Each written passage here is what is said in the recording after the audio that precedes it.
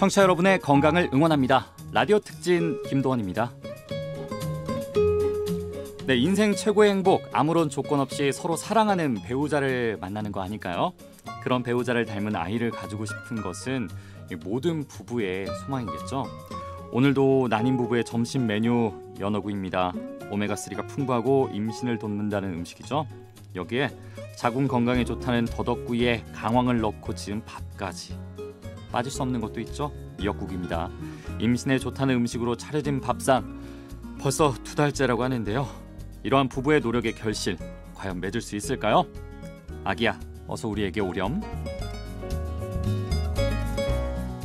네, 라디오 특진 오늘도 산부인과 전문의 신용원 과장님과 이야기 나눠보겠습니다. 과장님 안녕하세요. 네, 안녕하세요. 네, 라디오 특진 5부작 난임 특집으로 가고 있습니다. 오늘은 우리 난임 부부의 가장 근본적인 고민으로 한번 돌아가 볼까요? 네. 수많은 치료법이 있겠지만은 역시 가장 좋은 것은 역시 자연 임신이 아닐까 싶어요. 네, 맞습니다. 과장님, 그렇다면은 임신율을 높이는 부부 관계법이라는 것이 사실 있을까요? 네, 시기를 잘 맞추는 거죠. 첫째로 네. 배란일을 잘 확인해서 그 배란일에 관계를 했을 때 임신 성공률이 높은 걸로 돼 있고 사실 그렇습니다. 네. 이 배란일을 정확히 측정하는 방법으로는 현재 초음파 방법이 제일 정확하긴 하지만 병원에 오셔야 되는 번거로움이 있기 때문에 배란 키트를 사용한다든지 배란 점액을 관찰한다든지 기초 체험법 이런 것들을 통해서 본인이 충분히 배란일을 추측할 수 있습니다. 보통 이제 달의 임실화 확률이 젊은 분들 같은 경우는 20에서 25%이긴 한데 이제 대부분의 난임 부부는 사실 만원인 경우가 많기 때문에 그렇죠. 이제 10% 내외라고 봐야 되겠죠. 네네. 어쨌든 뭐 배란일을 맞춰서 2, 3회 정도 이제 부부 관계를 맺으면 좀 좋다고 들었는데 네네. 그럼 일단은 뭐 배란일을 맞춰야 할 거잖아요. 네네. 근데 아까 말씀하신 것 중에 배란 점액 관찰법? 네네. 이건 어떤 방법인가요? 배란 시기가 되면 자연스럽게 점액이 풍부해지고 자궁 경관이 문을 엽니다. 이때 관계를 하면 임신 성공률이 높아지는 거죠. 그렇죠. 예. 아, 그렇군요. 이건 또 이제 뭐 자연 임신법인 뭐 나프로 임신법 같은 것도 많다고 하는데 네네. 이런 경우에는 이제 배란 점액이 풍부한 것을 잘 살펴봐 가지고 그렇죠. 그게 제일 좋은 시기에 이제 관계를 가지면은 임신 확률이 높아지니까 이걸 좀 신경 쓰시면 좋을 것 같습니다. 여기서 또 한 가지 궁금한 게 있습니다. 이렇게 과연 또 배란일 근처에만 부부 관계를 가지는 것이 답이냐? 이렇게 의문이 들기도 하거든요. 사실 보면은 뭐 우리가 이제 복권도 그렇고 네네. 이제 횟수의 중요성이 있잖아요. 네네. 복권도 사실 많이 사면은 부드러운 높은 거 아니겠습니까? 예. 그렇게 봤을 때는 뭐 많이 이제 관계를 가질수록 임신 확률도 높아지지 않을까 이런 생각하시는 분들도 있을 것 같은데 일리가 있는 말일까요? 네. 부부 관계를 자주 했던 여성에서 네. 그 난폭의 병균으로부터 침입을 방해하는 세포 수가 증가한다는 보고도 있고요. 배란기 이후에 정자와 수정란을 공격하지 않은 세포 수치가 높았다는 연구 결과도 있습니다. 즉 부부 관계를 자주 했던 몸의 면역 상태가 임신에 적합한 상태로 변한다는 사실입니다. 사실 뭐 이제 어느 정도 확률 높지만 기왕이면은 그래도 제대로 된 이제 일정에 맞춰서 관계를 가지는 게 더 좋지 않냐 뭐 이 말씀이시잖아요.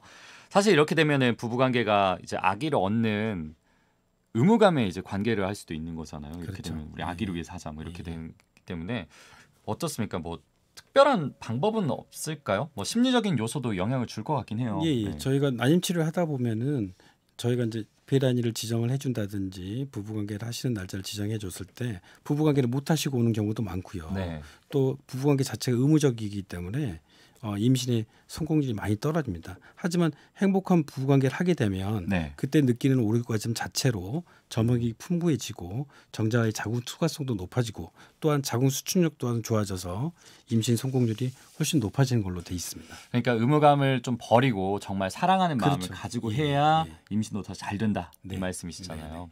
또 의학적인 방법도 있다고 들었어요.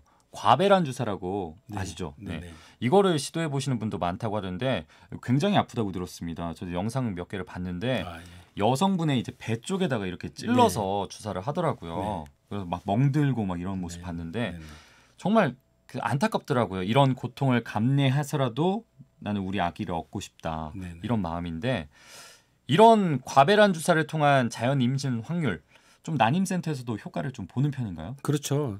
특히 그 원인 불명의 난임 부부에게는 가장 큰 도움이 되고요. 또 다른 그 다낭성 난소 증후군처럼 배란이 잘 안 되는 난임 부부에게서는 상당한 효과를 거두고 있습니다.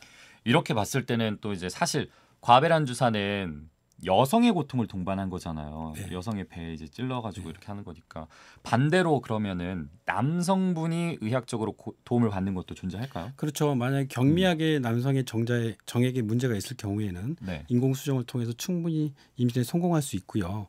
만약에 무정자증인 경우가 많은데 가끔 있는데 무정자증의 경우에는 고환을 직접 절개해서 고환에서 정자를 채취한 다음에 체수정 시술을 통해서 임신에 성공하는 경우도 왕왕 있습니다. 그러면 무정자증 같은 경우는 정액이 나오긴 하는데 그 안에 정자가 없는 거예요? 그런 경우가 있고요.